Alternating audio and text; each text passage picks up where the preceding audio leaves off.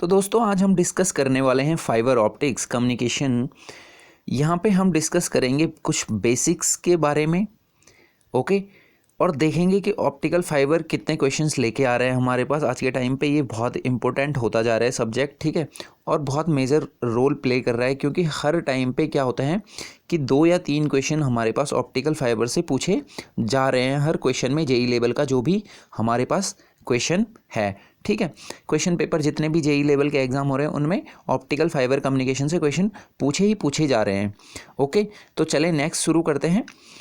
पहले देख लेते हैं ऑप्टिकल फाइबर होता क्या है, कम्युनिकेशन क्या होता है। ये हम सबको पता है कि कम्युनिकेशन क्या होता है, ठीक है।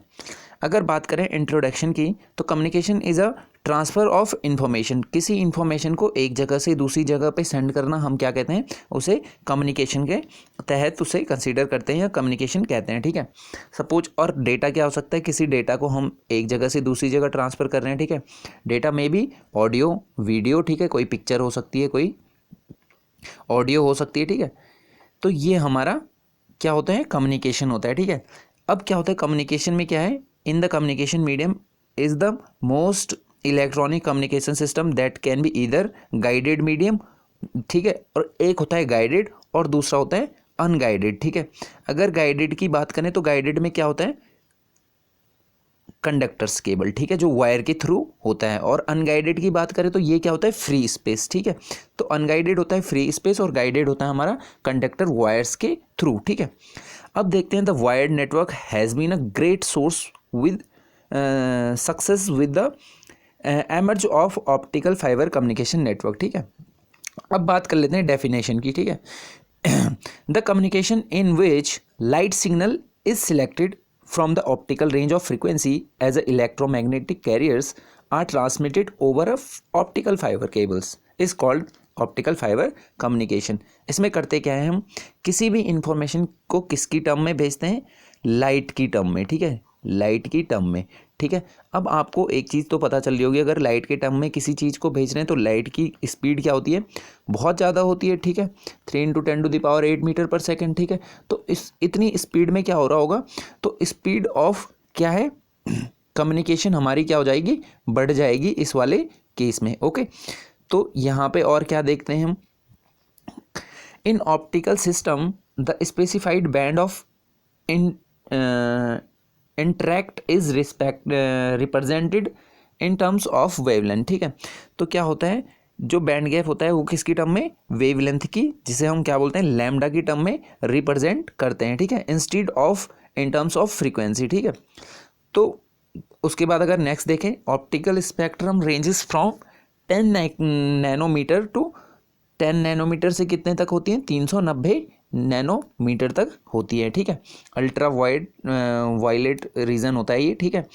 और अगर बात करें दूसरे की, ठीक है, तो सेकंड हमारे पास क्या होता है, 390 से कितने तक, 770 नैनोमीटर तक, ठीक है, जो कि हमारे पास क्या होता है, विजिबल, ठीक है, बैंड होता है, ठीक है। अगर इंफ्रारेड की बात करें तो ये होता है 770 से लेकर और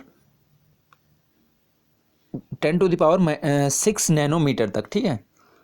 तो इसे बोलते हैं हम इंफ्रारेड रीजन, ठीक है। अगर ऑप्टिकल फाइबर कम्युनिकेशन की बात करें तो ये कहाँ से कहाँ तक, कई बार वेवलेंथ पूछ लेता है, ठीक है। तो इसकी वेवलेंथ होती है 800 से कितने तक, 600 नैनोमीटर इसकी वेवलेंथ होती है। तो क्वेश्चन कहाँ से बन सकता है, क्वेश्चन यहाँ से बन सकता है, ठीक है, ठीक है, कि ऑप्टिकल फाइबर में ऑप्टिकल फाइबर कम्युनिकेशन होता है जो वो किस रेंज में होता है, ठीक है, और इसकी वेवलेंथ कितनी होती है। तो ये सही आंसर इसका होगा 800 से 1600 नैनोमीटर की वेवलेंथ में, ठीक है। अब बात करते हैं इसके ब्लॉक डायग्राम की, ठीक है। ब्लॉक डायग्राम देख लेते हैं ऑप्टिकल फाइबर कम्युनिकेशन सिस्टम का, ठीक है।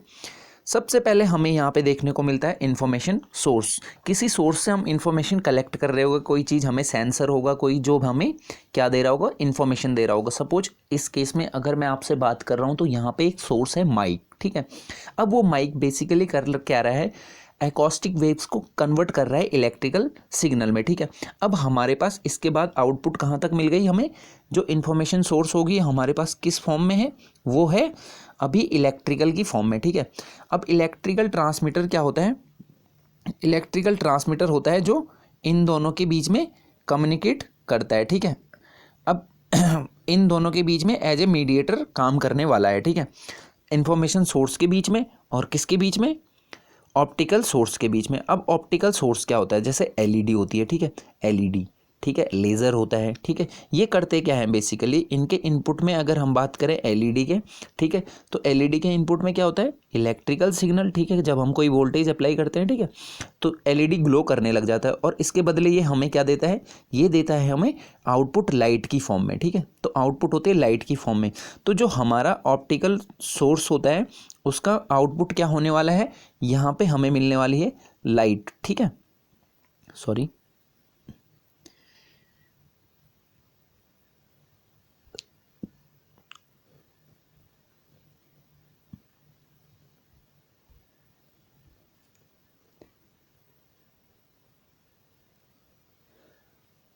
ओके। तो जो ऑप्टिकल सोर्स है उसका आउटपुट हमें मिलने वाला है लाइट, ओके। यहाँ पे हमारे पास लाइट फॉर्म में ये ट्रेवल करने वाला है। और ये क्या है, अब यहाँ पे जब मैक्सिमम टाइम पे हमारे पास क्या होता था, फ्री स्पेस होता था मीडियम, ठीक है, या वायर्ड कम्युनिकेशन के केस में कुछ ऑप्टिकल वायर की जगह पे क्या होती थी, कोई वायर होती थी, ठीक है। तो उसमें यहाँ पे अब ये लाइट की फॉर्म में हमारा सिग्नल ट्रेवल कर रहा है, उस केस में इलेक्ट्रिकल फॉर्म में सिग्नल ट्रेवल करता था, यहाँ पे इलेक्ट्रिकल फॉर्म में सिग्नल होगा, ठीक है, इसके इलेक्ट्रिकल ट्रांसमीटर के आउटपुट में। अब रिसीविंग एंड पे क्या होगा, रिसीविंग एंड पे एक हमारा ऑप्टिकल डिटेक्टर लगा होगा, ठीक है। ऑप्टिकल डिटेक्टर क्या होता है, कोई पिन डायोड, ठीक है, पिन डायोड को as a optical detector use करते हैं, ठीक है। तो वो क्या कर रहा होगा, वो इस लाइट को किसके फॉर्म में चेंज कर रहा होगा, इलेक्ट्रिकल सिग्नल के फॉर्म में चेंज कर रहा होगा, ठीक है। फिर इलेक्ट्रिकल रिसीवर होगा और डेस्टिनेशन होगा जिसपे हमें इसे आउटपुट को शो करना होगा, ठीक है। तो ये तो रही ब्लॉक डायग्राम की बात, ठीक है। अब देख लेते हैं ये आगे क्या कह रहा है। The information source voice, video और कंप्यूटर डेटा, ये कुछ भी हो सकता है, ठीक है, आर नॉन इलेक्ट्रिकल, ठीक है, and continued 1 nanosecond electric into electrical signal using transducer in a electrical transmitter, ठीक है। एग्जांपल माइक्रोफोन, मैंने ये बता दिया था आपको, ठीक है, जो वॉइस सिग्नल को इलेक्ट्रिकल सिग्नल में कन्वर्ट करता है, ठीक है। ऑप्टिकल सोर्स क्या हो सकता है, ठीक है, ऑप्टिकल सोर्स में be either a semiconductor, laser और लाइट एमिटिंग डायोड हो सकता है, ठीक है, which are use to convert electrical signal to optical signal. इसमें कोई दिक्कत नहीं है कि हमारे ये इलेक्ट्रिकल सिग्नल को किस में कन्वर्ट करेगा, ऑप्टिकल सिग्नल में कन्वर्ट करेगा। The transmission medium consist of A optical fibre cable and receiver consist of A optical detector which convert optical signal into electrical signal, okay.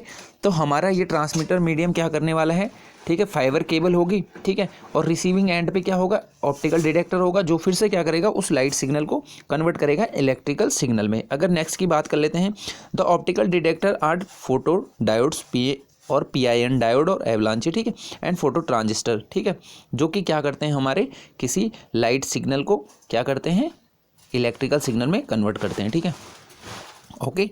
Next देख लेते हैं advantages of optical fibre communication, ठीक है।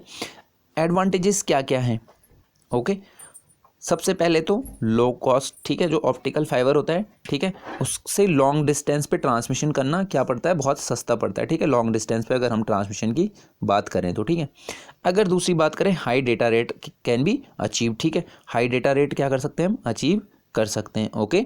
अगर बात करें size की, ठीक है, तो ऑप्टिकल फाइबर की आपने केबल्स देखी होंगी अगर, ठीक है, तो उनमें क्या होता है, उनका साइज़ क्या होता है, स्मॉल साइज़ होता है और वेट भी क्या होता है, बहुत हल्के होते हैं, ठीक है, क्योंकि ग्लास के बने होते हैं, सिलिका के बने होते हैं। लो ट्रांसमिशन लॉस, तो जो ट्रांसमिशन लॉस होता है वो पर किलोमीटर 0.2 dB तक ही होता है, ठीक है।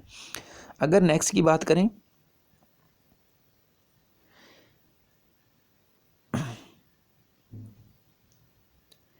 तो इसमें क्या होता है, रेगनेस इसकी क्या होती है, फ्लेक्सिबल एंड हाई, ठीक है, फ्लेक्सिबिलिटी होती है, हाई फ्लेक्सिबल होते हैं, ठीक है, और रफ एंड टफ होते हैं, ठीक है। High degree of signal security, signal secure होता है, ठीक है, ऐसा नहीं है कि सिग्नल कोई कहीं से सिग्नल क्या ना हो रहा हो, कोई सिक्योरिटी का इश्यू उसमें आ रहा हो, ठीक है। Immunity to interference and cross talk, ठीक है, इम्यून होते हैं किसके लिए, इंटरफेरेंस और क्रॉस टॉक के लिए। आपस में दो सिग्नल कभी एक दूसरे को क्रॉस टॉक नहीं करेंगे, इंटरफेयर नहीं करने वाले हैं, ठीक है। इनॉर्मस पोटेंशियल बैंडविड्थ, ठीक है, तो बैंडविड्थ क्या होती है, काफ़ी ज़्यादा होती है, ठीक है। In care the speed of increase the speed of transmission, ठीक है। ये मैं सबसे पहले आपको बता चुका हूँ कि स्पीड ऑफ ट्रांसमिशन क्या होती है, बहुत ज़्यादा होती है, ठीक है। अब देखो यहाँ पे फंडा आता है बेसिकली रे थ्योरी का, ठीक है, जो कि हमने होपफुली क्लास 10th में पढ़ा होगा, ठीक है। रिफ्लेक्शन, रिफ्रैक्शन, ठीक है। अब रे थ्योरी कहती क्या है? Ray is a narrow beam और light travel in a straight light, okay. Ray tracing are Maxwell equation that are uses Maxwell equations that are valid as long as the light waves propagated through and around objects, ठीक है। Generally speed of light is, ये मैं बता चुका हूँ, ठीक है। यहाँ से क्वेश्चन कहाँ से बनता है, ठीक है। स्पीड ऑफ लाइट से क्वेश्चन बनने वाला नहीं है क्योंकि हम बच्चे नहीं हैं अब, ठीक है। अगर बात करें लॉ ऑफ रिफ्लेक्शन की, तो ये होता क्या है, फर्स्टली देख लेते हैं कि अगर क्या होता है कि अगर कोई एक क्या है नॉन ट्रांसपेरेंट मीडियम है, ठीक है, कोई वेव आई, ठीक है, यहाँ पे इंसिडेंट हुई और यहाँ से रिफ्लेक्ट बैक हो गई, ठीक है। तो ये कहता है कि अगर इसके बीच में यूँ है तो यहाँ पे सपोज ये वाले केस में θ1 और θ2 क्या होते हैं दोनों, अगर बात करें the law of reflection state that the angle of incident is equal to angle of reflection, ठीक है। तो ये दोनों एंगल बराबर होते हैं, ठीक है, ये वाला एंगल और ये वाला, ठीक है। तो ये दो वेव्स हो गई, कौन सी, एक इंसिडेंट वेव और एक रिफ्लेक्टेड वेव, ओके। और इसे नॉर्मल बोलते हैं, ठीक है, जो 90 डिग्री पे ये होता है, ठीक है, ये हमारा नॉर्मल है, ओके। तो यहाँ से फर्स्ट लॉ ऑफ रिफ्लेक्शन से हमें क्या पता चला, θ1 इज इक्वल टू θ2, ठीक है, जो कि एंगल बन रहा है। अगर दूसरे लॉ की बात करें जो है रिफ्रैक्शन का, ठीक है, ये क्या कहता है कि जब किसी मीडियम से, एक मीडियम से दूसरे मीडियम में कोई वेव जा रही है, ठीक है, तो ये क्या हो जाती है, थोड़ा सा बैंड हो जाती है, ठीक है। तो इसको क्या कहते हैं, लाइट का रिफ्रैक्शन कहते हैं, ठीक है, ये भी हमने पढ़ा हुआ है, ठीक है। तो अगर बात करें उसके बाद जो नेक्स्ट है हमारे पास पॉइंट, वो है रिफ्रैक्टिव इंडेक्स, ठीक है। ये क्या कहता है, the index of refraction N, ठीक है, एन से डिनोट करते हैं, is define as the ratio of velocity of light in a vacuum, ठीक है। लाइट की वेलोसिटी कहाँ पे, वैक्यूम में, ठीक है, और लाइट की वेलोसिटी किसी मीडियम में, ठीक है। तो अगर मैं रिफ्रैक्टिव इंडेक्स की बात करूँ, ठीक है, तो सॉरी,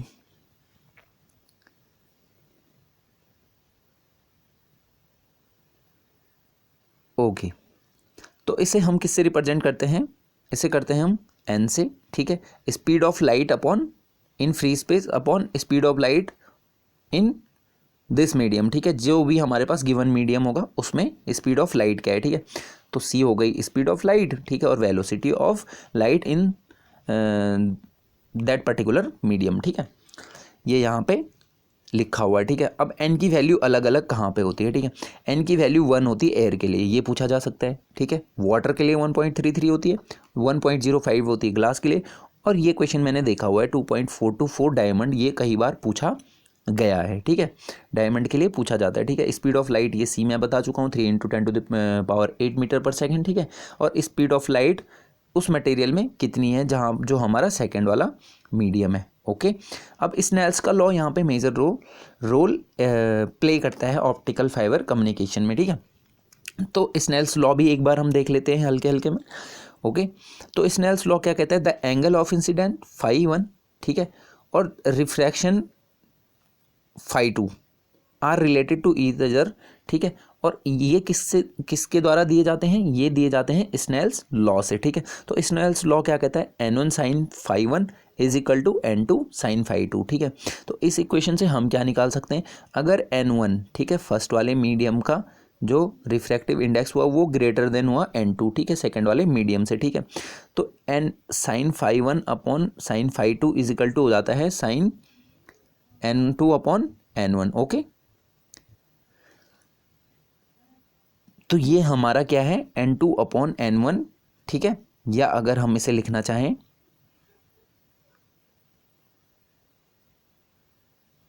अगर इसे लिखना चाहें n1 upon n2 is equal to sine φ2 upon sine φ1, okay. तो ये हमारा क्या है, स्नेल्स लॉ है, ओके। अगर क्रिटिकल एंगल की बात करें, ठीक है, ये पूछा जाता है कई बार, ठीक है। क्रिटिकल एंगल का फॉर्मूला दे दिया जाता है और पूछा जाता है क्रिटिकल एंगल होता क्या है, ठीक है। तो क्रिटिकल एंगल होता क्या है? The angle of incident for which the angle of reflection become 90 degree. वो एंगल जिसके लिए क्या हमारा रिफ्रैक्शन क्या हो जाए, 90 डिग्री हो जाए, ठीक है, called as a critical angle, ठीक है। फॉर्मूला क्या होता है इससे अगर हम कैलकुलेट करें, n1 sin φ1 is equal to n2 sin φ2, ये तो स्नेल्स लॉ हमें पता है, ठीक है। अब हमें करना क्या है, सेकंड वाले मीडियम का जो एंगल है वो कितना डिग्री हो जाएगा, 90 डिग्री, ठीक है। और जो रिफ्रैक्टेड वेव है वो क्या हो जाए, 90 डिग्री हो जाए, ठीक है। तो क्रिटिकल एंगल को हम कैसे दे सकते हैं, फिर हम इस साइन फाई को क्या बोलेंगे, φ1 को साइन φc बोल सकते हैं, ठीक है, क्रिटिकल, ठीक है।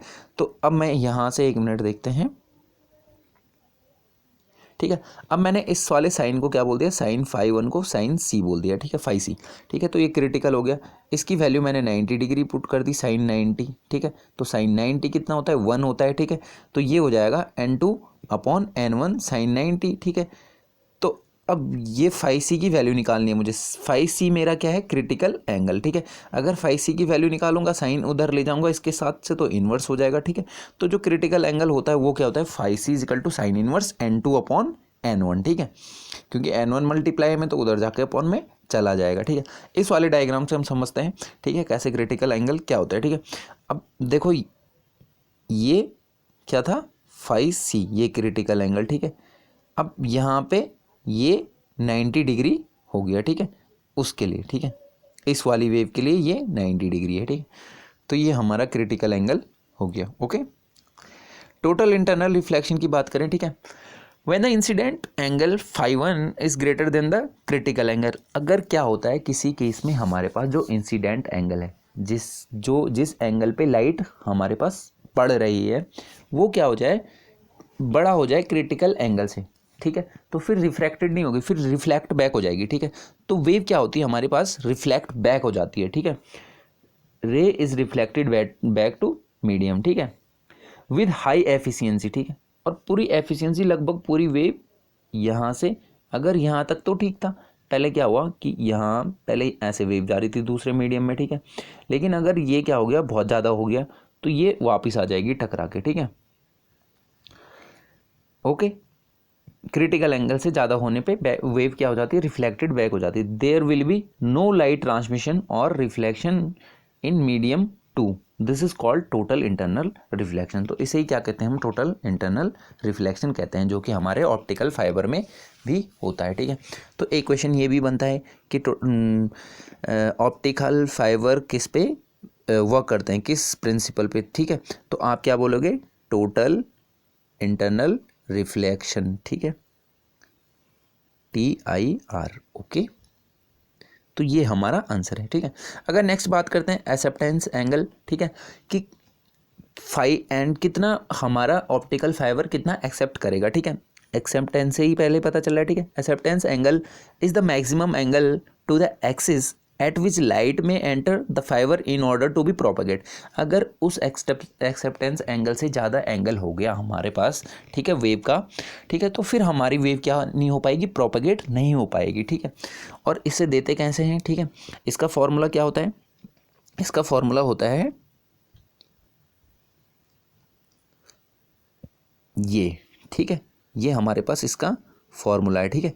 एक्सेप्टेंस एंगल होता है φA equal to sine inverse NA। अब NA है क्या, न्यूमेरिकल अपर्चर, ठीक है, जो कि हम नेक्स्ट उसमें पढ़ने वाले हैं, ठीक है। अब न्यूमेरिकल अपर्चर होता है क्या, न्यूमेरिकल अपर्चर से मैं आपको प्रैक्टिस सेट में भी बहुत क्वेश्चन करवा चुका हूँ, बहुत बारी क्वेश्चन पूछा जाता है न्यूमेरिकल अपर्चर होता क्या है, ठीक है, और न्यूमेरिकल अपर्चर का फॉर्मूला क्या होता है, ठीक है। कई बार न्यूमेरिकल अपर्चर निकालने के लिए भी आ जाता है, N1 और N2 हमें दे दिया गया होता है, ठीक है।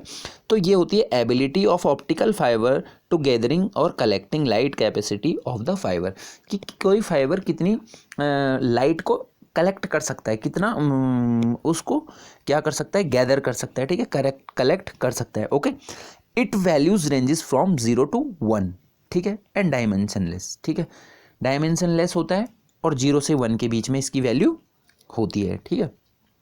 Numerical aperture of the fiber is used to obtain a relationship between the acceptance angle and the refractive index of the core, cladding and air, ठीक है। अब ऑप्टिकल फाइबर की बनावट कैसी होती है, ठीक है। इसमें एक कोर होता है, क्लैडिंग होता है, मैं अभी नेक्स्ट में वो बता दूंगा, ठीक है, सारे चीज़ें। तो इस चीज़ के बीच में रिलेशनशिप फाइंड आउट करने के लिए हम इसका न्यूमेरिकल अपर्चर का यूज़ करते हैं, ओके। अगर मैं बात करूँ फार्मूले की, तो फार्मूला होता है Na इजिकल टू N1 का स्क्वायर माइनस N2 का स्क्वायर का होल रूट, ठीक है। तो ये रूट है यहाँ पे, ओके, सॉरी ये लेना चाहिए था मुझे, ठीक है। अब N1 और N2 क्या है ये आपको पता है, ठीक है। N1 है फर्स्ट वाले का रिफ्रैक्टिव इंडेक्स और N2 है सेकंड मीडियम का रिफ्रैक्टिव इंडेक्स, ठीक है। अगर मैं बात करना चाहूँ न्यूमेरिकल अपर्चर, ठीक है, एक्सेप्टेंस एंगल के टर्म में अगर मेरे को बताना है, ठीक है, तो उसके लिए फॉर्मूला क्या है, उसके लिए फॉर्मूला है ये Na is equal to sine phi A, ठीक है। तो ये हमारा एक्सेप्टेंस एंगल है, ठीक है, where phi is the acceptance angle in degree, okay. अगर मैं बात करना चाहूँ basic structure of optical fibre की, ओके, होता क्या है, optical fibre is a cylindrical dielectric waveguide, ठीक है। आपको कुछ ऐसे टाइप में दिखेगा ऑप्टिकल फाइबर, ओके, ऐसे में, ठीक है। अब एक होता है बाहर वाला क्लैडिंग होता है, अंदर वाला कोर होता है, ठीक है। तो इनका कोर का अलग होता है रिफ्रैक्टिव इंडेक्स और क्लैडिंग का अलग होता है, okay. Optical fibre is a cylindrical dielectric waveguide that guides the light in a direction parallel to its axis, okay. Optical fibre has 3 regions, okay. कौन कौन से 3 रीजन होते हैं, core inner region, cladding outer region और buffer coating. Buffer coating का mainly purpose होता है इसको प्रोटेक्ट करना बारिश वारिश से, जो भी हमारे पास क्या बोल सकते हैं कि जितने भी हमारे पास टेम्परेचर, बारिश, ये जितने एटमॉस्फेरिक जो चेंजेस होते हैं उनके कारण जो लॉस होने वाला है, जो नुकसान होने वाला है फाइबर को, वो बफर कोटिंग का काम है उसे बचाना इन चीज़ों से, ठीक है। अब कोर की बात कर लेते हैं, ठीक है। तो जो सबसे इनर वाला रीजन आपको दिख रहा है ये वाला, ओके, ये वाला रीजन आपको दिख रहा है, ये क्या है, ये कोर है। अगर क्लैडिंग की बात करें तो ये वाला रीजन क्या है, क्लैडिंग है, ओके। और जो सबसे लास्ट है, सबसे ऊपर से चढ़ी हुई जो इसकी एक लेयर होती है, वो होती है बफर कोटिंग, ठीक है। अब कोर करता क्या है, core is a inner region, ठीक है, of optical fibre in which the light rays travel through the core layers, ठीक है। अब कोर के थ्रू ही हमारी लाइट रेज क्या करती हैं, ट्रेवल करती हैं, ठीक है। और refractive index of core is N1, ठीक है। अभी यहाँ से भी एक क्वेश्चन पूछा जाता है, ठीक है। क्लैडिंग की बात करें तो the core is surrounded by dielectric solid surface called a cladding, ठीक है। डाइलेक्ट्रिक सॉलिड सरफेस आपको याद रखना है, ठीक है। और उसे बोलते क्या है, उसे बोलते हैं क्लैडिंग, ठीक है। बाहर से हुआ किसके, कोर से, कोर के बाहर से, ठीक है। अगर बात करें refractive index of cladding is N2, ठीक है। अब एक चीज़ होती है, ठीक है, ये होता है हमेशा ये वाला, ठीक है। अगर मैं बात करूं N1 हमारे पास क्या था, कोर का रिफ्रैक्टिव इंडेक्स, और N2 क्या था, क्लैडिंग का, ठीक है। तो क्लैडिंग का हमेशा कम होता है किससे, कोर से, ओके, ध्यान रखना ऑप्टिकल फाइबर में ये कई बार पूछा जाता है रिलेशनशिप, ठीक है। Cladding reduces scattering losses and its add mechanical strength, ठीक है। अब क्लैडिंग के काम क्या क्या हैं, ठीक है। ये क्या करता है, स्कैटरिंग लॉसेस को कम करता है, मैकेनिकल स्ट्रेंथ देता है ऑप्टिकल फाइबर को, it protect the core from absorbing surface, ठीक है, contaminants which its could come in contact, ठीक है, could come in contact, okay. Buffer coating की बात कर लेते हैं, इट इज़ आउटर मोस्ट, ठीक है, सबसे मैंने बताया था सबसे बाहर की लेयर है, okay. Fibre which adds further strength to the fibre and mechanically isolates and buffers the fibre from small geometrical irregularities, ठीक है, और डिस्टोर्सन, जो भी हमारे पास बाहर से क्या आने वाली हैं, इरेगुलरिटीज़ आने वाली हैं, ठीक है। टेम्परेचर वेरिएशन मैंने बताया, बारिश के कारण हो सकता है, धूप के कारण हो सकता है। Optical fibre cables are made from glass and plastic and its look like human hairs structure, ठीक है। तो पतले पतले से होते हैं आजकल ऑप्टिकल फाइबर्स का कुछ ज़्यादा ही बूम पे है, ठीक है। अब इसको क्लासिफिकेशन करते हैं, टाइप्स ऑफ ऑप्टिकल फाइबर की बात करते हैं, ठीक है। तो इसे अलग अलग बेसिस पे क्या कर सकते हैं, क्लासिफिकेशन इनका किया जा सकता है। फर्स्ट बेस जो है वो है मोड्स के बेस पे कि कौन सा मोड में इसमें प्रोपगेट हो रहा है, ठीक है। और दूसरा है इसमें कि हमारा रिफ्रैक्टिव इंडेक्स क्या है, ठीक है। अगर बात कर लेते हैं मोड्स की, ठीक है, तो दो टाइप से हो सकता है, या तो सिंगल मोड प्रोपगेट कर रहा होगा या तो मल्टी मोड यहाँ पे प्रोपगेट हो रहा होगा, ठीक है। तो जिसमें सिंगल मोड प्रोपगेशन हो रहा होगा उसे सिंगल मोड फाइबर कहेंगे, और जिसमें बहुत सारे मोड एक साथ में प्रोपगेट हो रहे होंगे that is called multi mode fibre. If I talk about based on index, ठीक है, तो इसमें दो चीज़ें होंगी, एक स्टेप इंडेक्स हो सकता है, ठीक है, और एक ग्रेडेड इंडेक्स फाइबर हो सकता है, ठीक है। अब देखते हैं स्टेप इंडेक्स कौन सा होता है और ग्रेडेड इंडेक्स कौन सा होता है, ठीक है। सबसे पहले पढ़ लेते हैं सिंगल मोड फाइबर कौन सा होता है।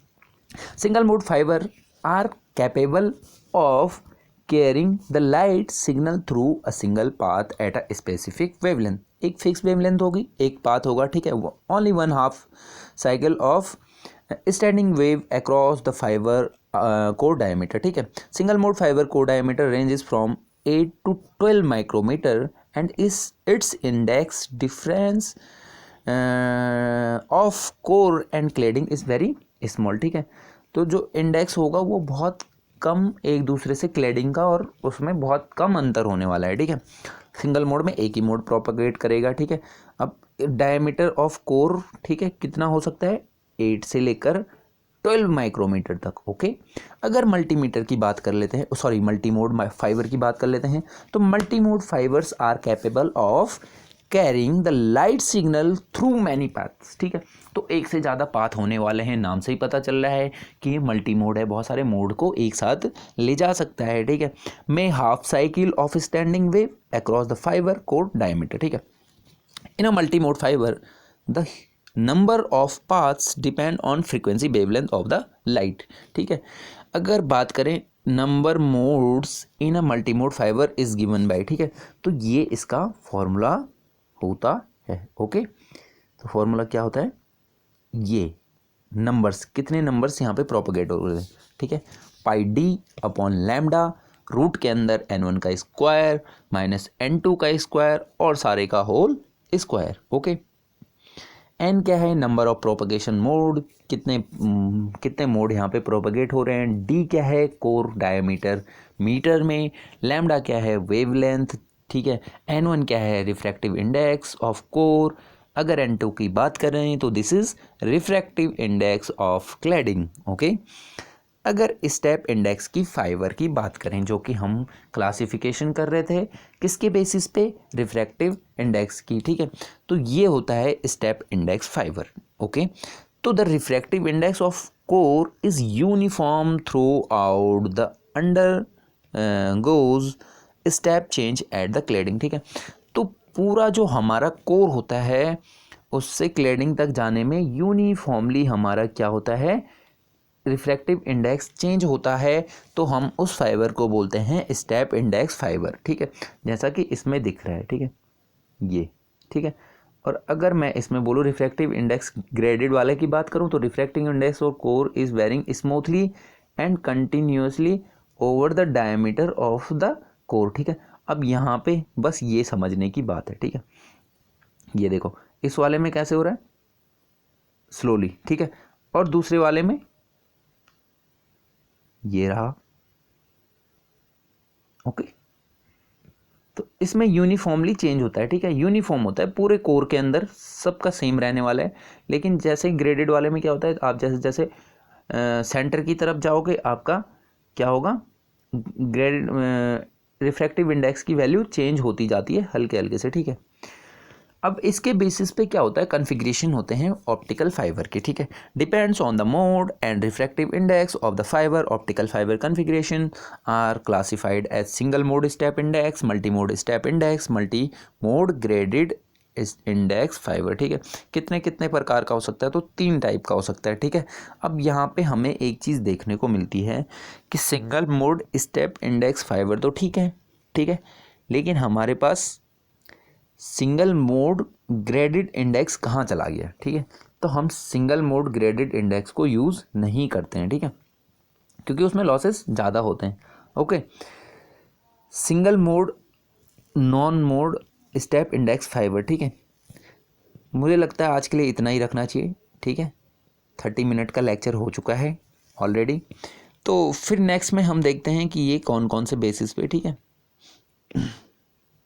मल्टी मोड में क्या क्या होता है, ठीक है, और बाकी में क्या क्या होता है। तब तक के लिए बने रहिए, ठीक है, पढ़ते रहिए, सीखते रहिए, मज़े करते रहिए। Okay, bye bye, take care.